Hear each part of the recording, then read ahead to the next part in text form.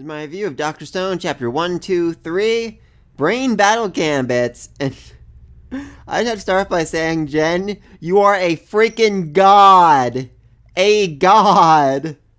I mean, I know everyone has their own skills and abilities here, but you are a freaking god, and I love it. God, this chapter was amazing. Just best Jen chapter ever, honestly. Start off, we gotta love Moses' reaction when they show him the drone, or the bird of sorcery as they describe it. Yeah, probably better they don't explain to him what a drone is, or science, or electricity, or any of that, or he'll think he can figure it out on his own, which he definitely cannot. And of course, even this is a lie, because they can't actually make the drone fly at all right now. It still needs to be stabilized and all that, which is going to take a while, but that's not what you want to say in the middle of negotiations. You say it's fully operational, and you can make it fly anywhere you want.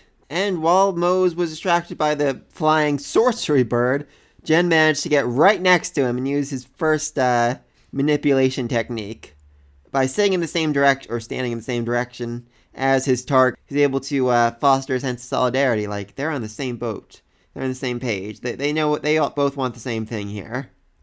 For there he moves into his second technique by saying Ibarra and all his soldiers are only 1.5 as strong as Mose, which Umbrella just freaks out saying, "No, you're underestimating him!" And even he has to respond, the gap's bigger than you think. But this is also a mind manipulation technique, because, by underestimating him, he's forcing Mose to be part of the conversation, to say something back, to correct him.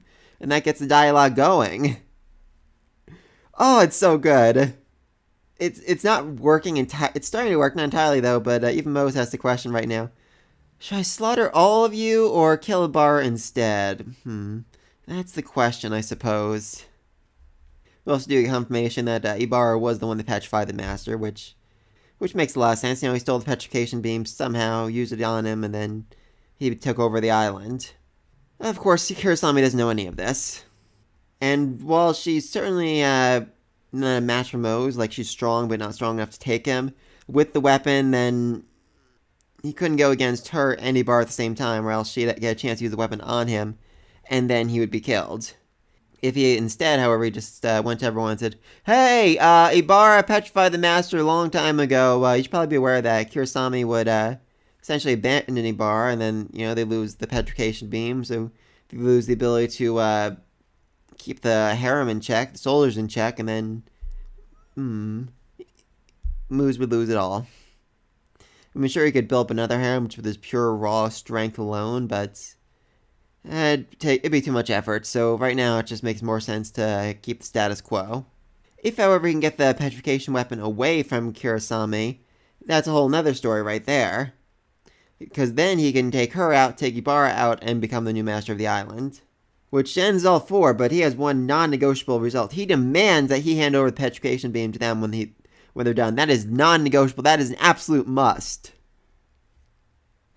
Which really ticks off Mose, and he responds, "You'll put your sorcery to work for me, and then give me the weapon." But this was also a mind manipulation technique, because Mose wasn't even on board for taking out Ibarra at first. They literally moved the goalpost without him realizing it. It changed from, "Are you going to help us take out Ibarra, or are you going to kill us?" to, "Are you going to give us the weapon after you finish taking out Ibarra, or are you going to keep it?" So now they're all working together now, and Mose didn't realize he's been tricked here. God damn, Jen, you are a freaking genius. So they give him the communication device, which really freaks him out. But whatever, and then as soon as he's gone, Jen literally collapses to the ground and turns to a puddle. Because, as it turns out, bluffing her way through a life or death situation like this is utterly freaking exhausting. Honestly, I'm surprised Jen just didn't have a heart attack right then and there. And so, they sit their plan in motion. Mose is given an absolutely freaking badass outfit. I mean, really, this thing is freaking awesome. He looks like a super villain right out of a comic book. As well as a weapon of science. Just looks amazing. I love it. And essentially his job right now is to knock out a whole bunch of soldiers, make them think, "Oh man, the Kingdom of Science, this weird invading army, they have super strong people among them, and we can't fight them, so we need to bring out the petrification weapon next time they attack." So next time Dark Mose attacks, they'll use petrification weapon against him, and then the drone will be able to take it. Of course, it might actually make more sense to betray Mose, let him get hit by the petrification beam, and then take it. I'm just saying, that way you don't have to deal with, Mose betraying you afterwards. It's an idea. Let me know what you think in the comment section down below. Who's going to betray who first? I'm thinking they're going to betray Mose.